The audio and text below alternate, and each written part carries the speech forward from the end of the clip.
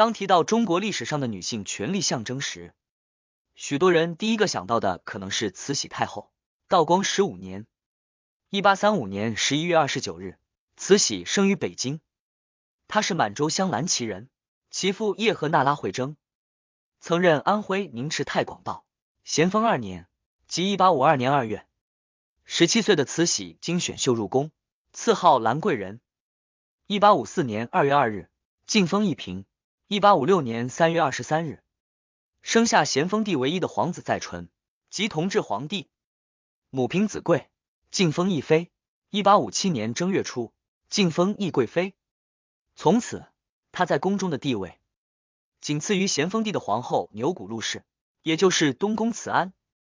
当时，咸丰帝体弱多病，兼之当时的大清北有英法联军入侵北京，南有太平天国起义，让他心力憔悴。慈禧工于书法，于是咸丰帝时常口授，并让其代笔批阅奏章，并且允许慈禧发表自己的意见。自此，他开始干预朝廷政事。1860年，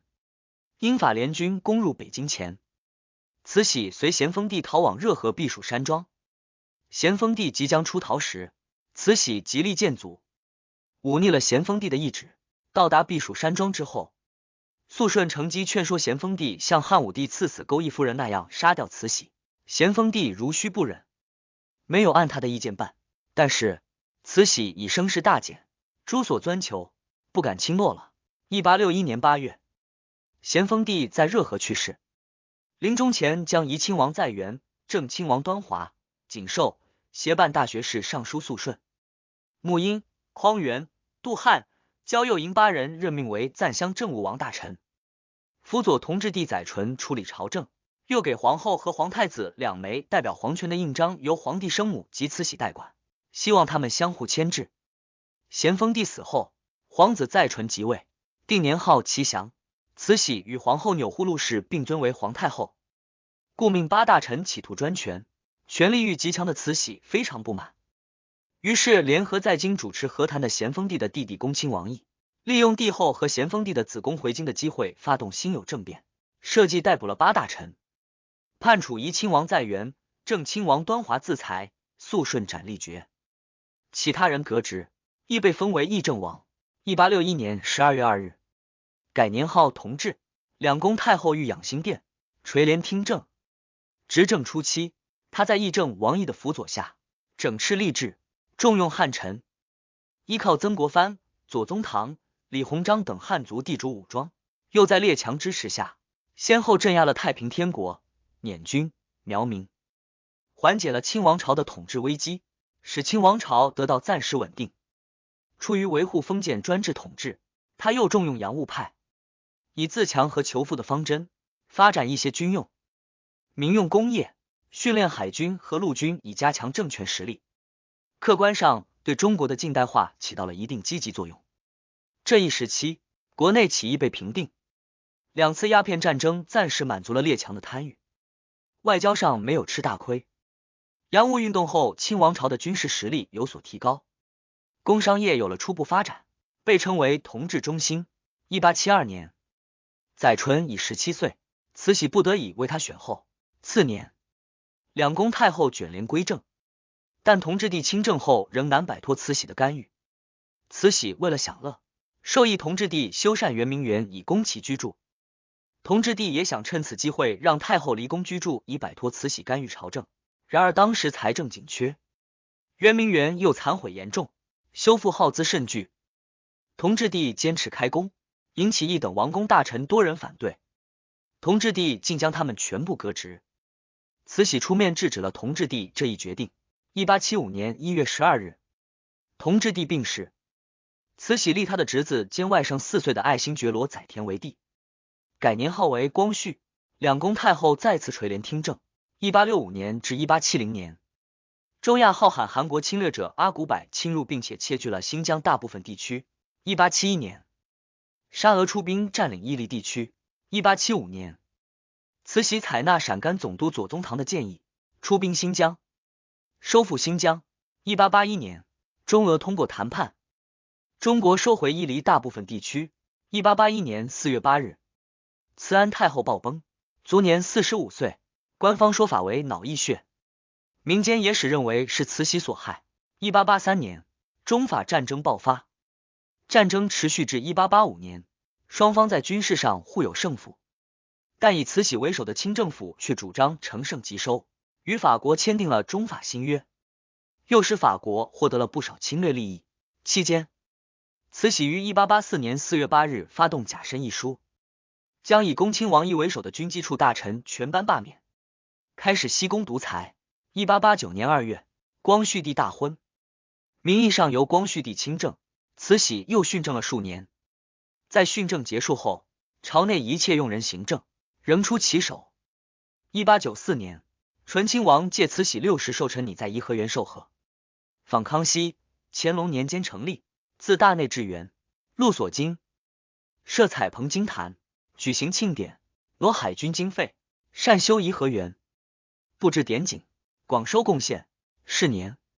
适逢日本发动中日甲午战争，光绪主战，慈禧亦主战，不准有失若语。但是，当有人提出停止颐和园工程，停办景点，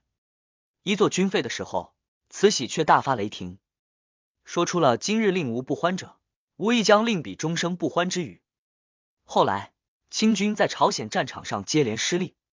北洋水师在黄海之战中又遭受严重挫折。为了不影响自己的6旬庆典，慈禧希望外国出面干涉，尽快结束战争。他支持李鸿章避战求和的方针，以各种借口打击以光绪为首的主战派。由于形势日益紧张，面对朝野上下的重重压力，慈禧被迫缩减了生日庆典的规模。在荆州、大连相继陷落，旅顺万分危急的情况下，慈禧在紫禁城内的宁寿宫度过了她的60岁生日。1895年2月7日，威海卫日舰击炮台加攻刘公岛，北洋水师全军覆没，中国海陆2个战场均遭失败。以慈禧为首的主和派下定决心向日本求和。3月，慈禧派李鸿章为全权大臣，赴日乞和。4月17日签订了中国历史上空前屈辱的条约《马关条约》，中国放弃对朝鲜宗主国地位，赔款2亿2白银，割让辽东半岛、台湾、澎湖列岛，开放4个通商口岸，允许日本在通商口岸开矿设厂。甲午战争失败后，列强掀起瓜分中国狂潮，为了救亡图存，资产阶级改良派发起维新变法，史称戊戌变法。对于变法，慈禧希望强国，但又担心光绪会借变法脱离他的控制，最初表示支持，但他随后把军权、用人权都抓在自己手中。1898年6月，光绪帝发布明定国事的上谕实行变法。光绪帝的变法触动了满洲旧势力贵族和众多封建官僚的利益，他们聚集起来，竭力反对变法。当听说光绪帝企图让袁世凯派兵围袁杀后，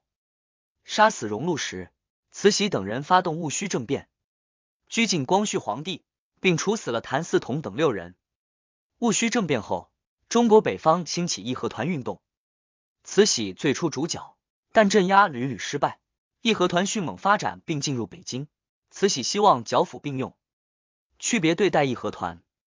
但列强要求清政府完全剿灭义和团，并且不顾清政府的反对，坚持调兵进京。慈禧素来对洋人不满，于是产生了利用义和团对抗列强的想法，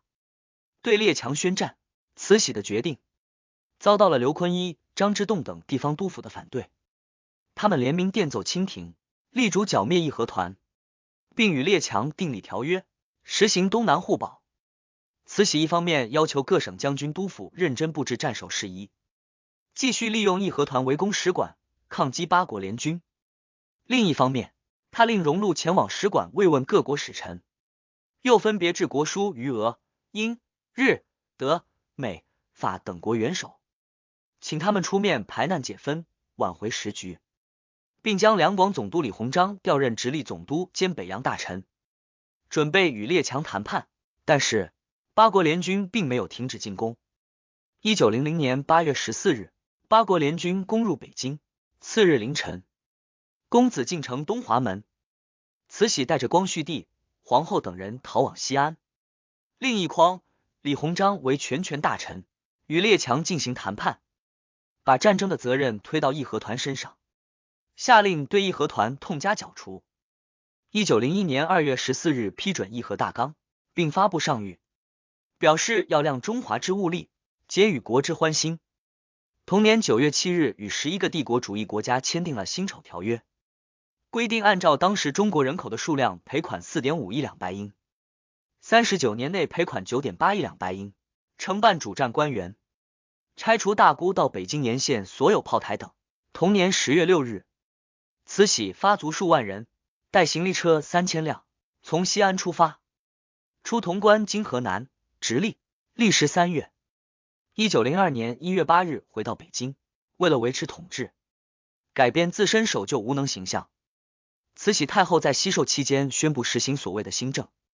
进行经济、军事、教育、官制等方面的改革。1904年，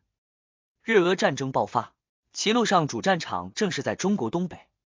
以慈禧为首的清政府宣布中立。战争的结果是日本战胜了沙俄，国内人们普遍意识到君主立宪优于君主专制，要求清政府进行宪政改革。与此同时，国内革命运动也愈发高涨，为了维持统治，慈禧做出要立宪的姿态。1905年派5大臣出洋考察，1906年又宣布预备立宪，1908年颁布钦定宪法大纲，内容仿照德国和日本的宪法，维护皇帝君上大权。光绪34年1908年，由于慈禧通过照片外交，美国总统西奥多·罗斯福签署法案，退还庚子赔款1000多万美元，主要用于支持中国官派留美学生。之后，英、法、比利时、意大利、荷兰等国相继，7国退还中国之庚款一款总数约在海关银3亿两左右，对兴办教育事业颇有效果，应当肯定。这时，清朝的统治已处于风雨飘摇之中，慈禧万机代理，心力俱担。1908年夏天，慈禧时有不适，到9月出现了腹泻。10月初时，她在西苑度过了她的74岁生日。由于举行庆典活动过多，其病情继续发展。14日，出现了头痛目眩、烦躁不安、口渴舌干、咳嗽、时而恶寒发热等症状。次日，又周身疼痛，面目发浮。11月14日，光绪帝在瀛台含元殿驾崩，大行皇帝无嗣。慈禧为了继续掌握朝政大权，将光绪帝的异母弟醇亲王载沣之子，年仅3岁的溥仪立为皇位继承人，年号宣统，继承同治帝，兼挑光绪帝。慈禧被尊为太皇太后，仿照顺治朝故事，授载沣为摄政王。但是一切军国政事，载沣都要秉承慈禧的训示，才度施行。然而在第2日下午2时左右，慈禧便在北京中南海颐銮殿病逝，终年74岁。与光绪之死仅隔1日，慈禧临终遗言说：此后，女人不可欲闻国政，此与本朝家法相违，必须严加限制，尤须严防，不得令太监擅权。明末之事，可谓应见。慈禧的丧礼按照清朝历代皇帝的规格举行，她生前的徽号已有慈禧端佑康遗诏御庄承寿宫钦献崇熙16字，她死后的谥号将徽号全部保留，前面加孝钦2字，后面加配天兴圣显皇后7字，